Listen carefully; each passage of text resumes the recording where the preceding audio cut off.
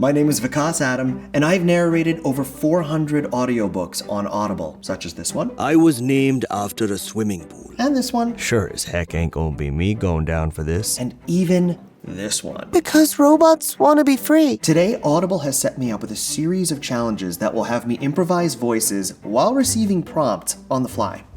I'm going to receive my instructions from these orange envelopes over here, and my cues from that teleprompter over there.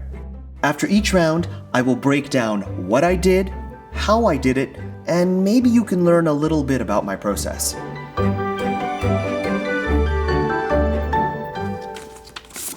Perform a fictional dialogue scene between famous fictional characters.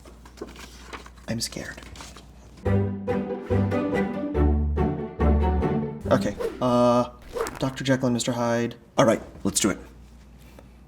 Hi, I'd like to place an order. Hello. Yes. What would you like? I'd like 1 chicken palm. No, make that 2. As many garlic knots that fits in a bag. A Coke and a margarita pizza. Great. Is there anything else I can get you? No, that's all.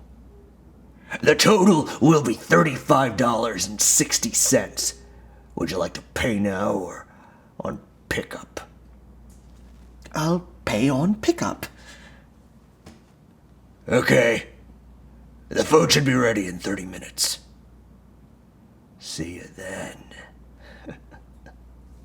We've got Dr. Jekyll. Hi. Mr. Hyde. Hello. The id. Yes. And the superego? No. The ego? No. Mr. Hyde's the id, and Dr. Jekyll is the opposite. Okay, we'll just go with that. That's all. Mr. Hyde is going to be that suave. See you then. Dark. What would you like? At least that's how I'm interpreting him. Is there anything else? And Dr. Jekyll, what can be the polar opposite? I'd like to place an order. He is kind and good. I'd like 1 chicken palm.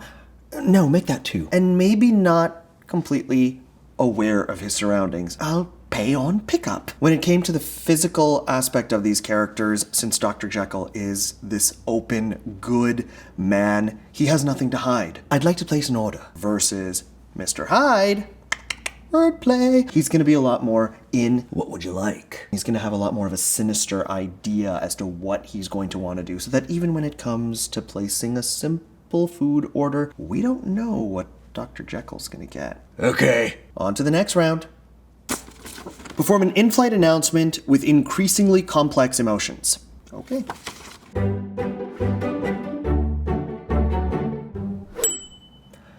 Ladies and gentlemen, welcome to Los Angeles International Airport. Local time is 1 p.m. and the temperature is 64 degrees. For your safety and comfort, please remain seated with your seatbelt fastened. Until the captain turns off the fasten seatbelt sign! This will indicate that we have parked at the gate. And that it is safe for you to move about. Cellular phones may only be used once the fasten seatbelt sign has been turned off! Please check around for your seat for any personal belongings you may have brought on board with you. And please, use caution when opening the overhead bins, as heavy articles may have shifted around during the flight. On behalf of the entire crew, I'd like to thank you for joining us on this trip. And we are looking forward to seeing you on board again in the near future. One of the easier emotions for me to voice is joy and happiness. Local time is 1 p.m., since I tend to be a pretty happy person as it is, and the temperature is 64 degrees. I think all I really gotta do is smile. And hopefully I smile during that. So my body can end up changing based on the emotions. So when we have something like seething, this will indicate that we have parked at the gate, which is going to be very different from anger. Until the captain turns off the fasten seatbelt sign! Anger, as a general rule, we can just make it more out there. Fasten seatbelt sign! With seething, you're holding in that passion, you're holding in that need to unleash. This will indicate my body ends up kind of curling in, and I feel like I have to take it down, otherwise I am going to rip you apart. That we have parked at the gate. An emotion that can end up really taking over my body, especially vocally, can be seduction, as heavy articles may have shifted. It's such a fun emotion to play where you're just trying to draw someone in. Use caution when opening the overhead bins. I sometimes end up moving my shoulders and my hips. And that's why it's very important to have a seat that doesn't squeak. For narrating audiobooks, I would say 50% is your voice, but 50% is also acting, which includes the physical. Cellular phones may only be used once the fasten seatbelt sign has been turned off! Whew, let's see what's next. Improvise historic and fictional characters reading the Declaration of Independence. I'm Canadian.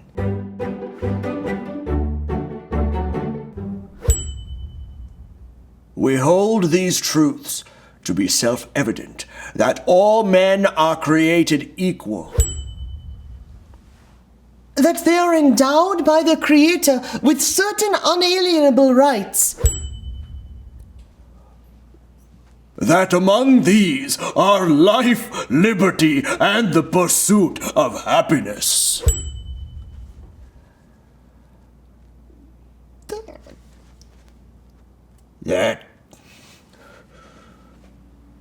That to secure these rights, governments are instituted among men,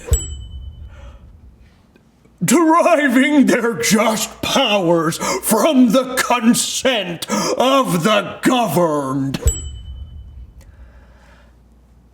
That whatever any form of government becomes destructive of these ends, It is the right of the people to alter or to abolish it. and to institute new government, laying its foundation on such principles, and organizing its powers in such form as to them shall seem most likely to affect their safety and happiness.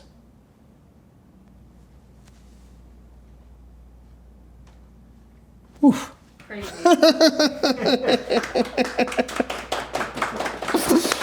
George Washington was a bit of a challenge because I have an image of his face, but I don't know historically whether he had a British accent, whether he had an American accent. We hold these truths There's actually a lot of research on that. No one really has a consensus on that. to be self-evident. In my mind, I just thought of his jaw. We hold these truths He's a military man, to be self-evident. so he's going to be very controlled, and that jaw is going to be holding a bunch of tension because he has the weight of the country on his shoulders. That all men are created equal. When it came to Baloo, or Balu, That among these him being a bear, obviously thought of the size. are life, liberty, The most challenging aspect was not going to what is already in our cultural consciousness. Because we've got the Disney version that's out there. This takes place in India. So I wanted to find what would the Indian version of this bear sound like. and the pursuit of happiness. The Queen of Hearts It is the right of the people. and Lucifer, And organizing. who are both evil characters, I ended up performing them diametrically opposite. Abolish it. Its powers in such form. The Queen of Hearts, It is the right of the people she is losing control, and she is like a petulant child. to alter. So the way that she tries to exert and bring back that control is by completely letting it loose on everyone. or to abolish it. Lucifer, on the other hand, and organizing. He's going to be a lot more controlled. They have all the time in the world. Its powers in such form. This particular round, To secure these rights. And to institute new government of these ends, Deriving their just powers. and happiness can be very discombobulating, and that is a very good thing because it forced me to stay out of my head. Also, at the same time, to not judge myself. Would this be the way that I would perform it in an audiobook? Most likely not. It would end up developing. Essentially, when it comes to crafting characters, it is so important to not judge yourself or to put so much pressure that it ends up impeding your ability to end up channeling these characters. The way to allow yourself to do that is to be open to the process, open to the falls, open to the successes, and to learn from the falls. Thank you for watching.